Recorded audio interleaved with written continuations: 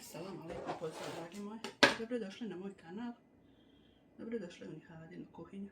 Danas pripremam ove kupuščiće, ne znam nija kako se zovu. Oprala sam i sad ćemo odstraniti ovako ove oštećene listove i osjeći sam ovaj gornji dio korijena, tvrdo je. Tako, prepoloviti. I ubacivati u tepsiju.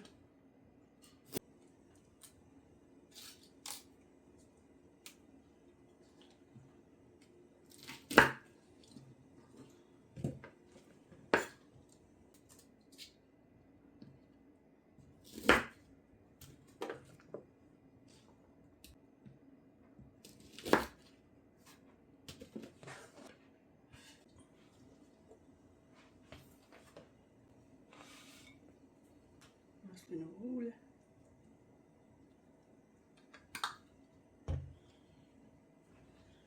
Sol, biber, crveni luk u prahu, mješavina bijelog luka u prahu i parmezana. Pomiješat se začine.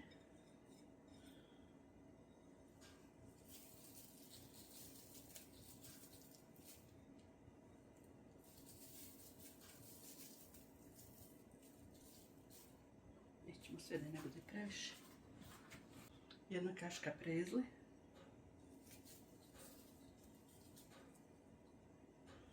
Jedna kaška parmezana.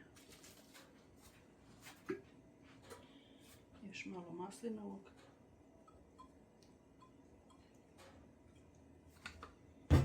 I sve ovo izmiješati.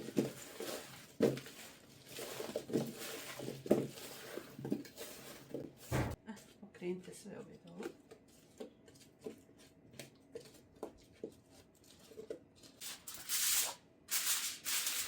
I pustite na 200 stepeni neke 20 minuta. Nakon 20 minuta